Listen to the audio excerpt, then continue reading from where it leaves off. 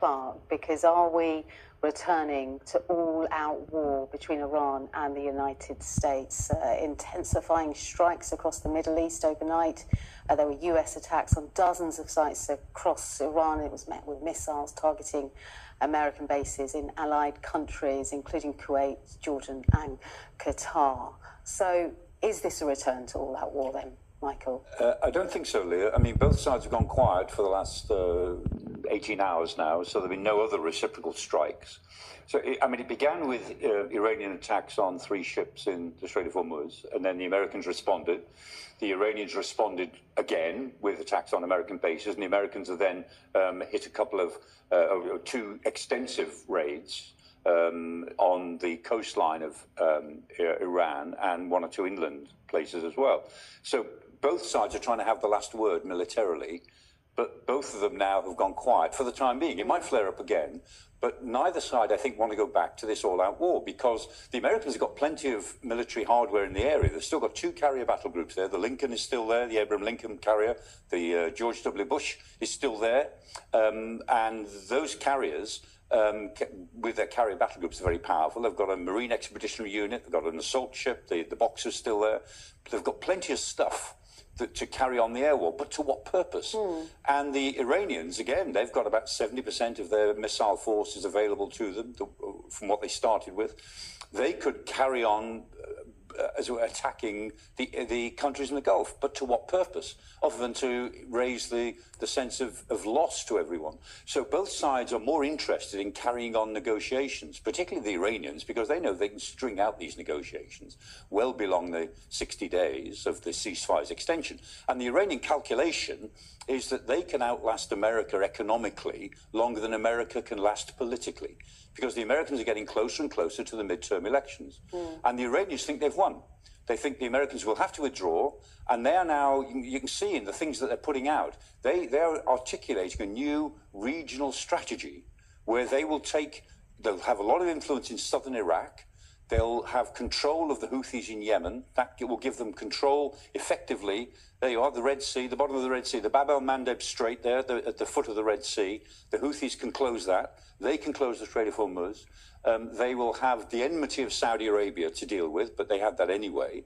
I mean, the Saudis and the United Arab Emirates are very hostile now, but they know that the Omanis have got more or less to go with them. Qatar has got to more or less lean towards them a bit more. Qatar is in a very difficult position.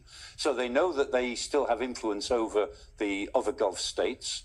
They could have a stranglehold over Hormuz and the Bab el-Mandeb Strait, and they're still committed to the destruction of the state of Israel. So from their point of view, they have a new era, a third Islamic revolution to develop. And all the while then, Michael, what is the situation with the Strait of Hormuz? Is it open? Is it closed? What do we know? So it's like Schrodinger's cat. It's both open and closed simultaneously. Well, the Strait of Hormuz is interesting because the argument is all about the route. Actually, let me get up and explain. Is all right? Let me explain this.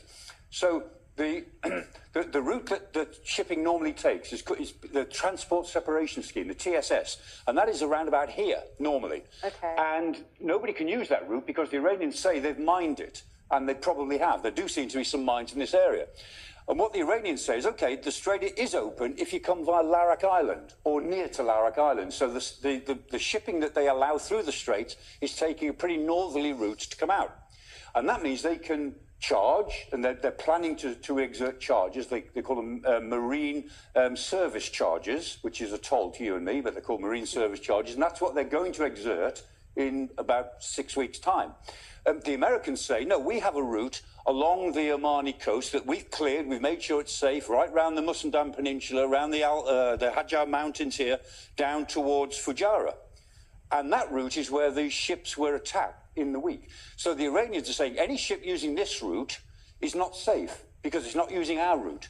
And that's how it began. And what's interesting is that normally there's 130 odd ships going backwards and forwards day after day in normal times.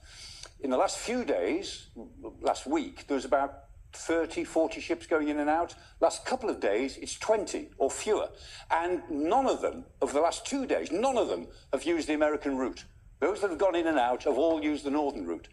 And that's the difference. So at the moment, the Iranians have got control of what is coming in and out, what little is coming in and out from the Strait of Hormuz. Nobody is using, so far, nobody is using the American route. Okay. That's what it's about. So are they going to go to war over a route? No. But they might go to war or back to war over who has control of the Strait of Hormuz ultimately. And what the Iranians are saying is, like it or not, we will have control in the future. The Strait of Hormuz will never go back to the way it was. Yeah, of course, this wasn't an issue before February.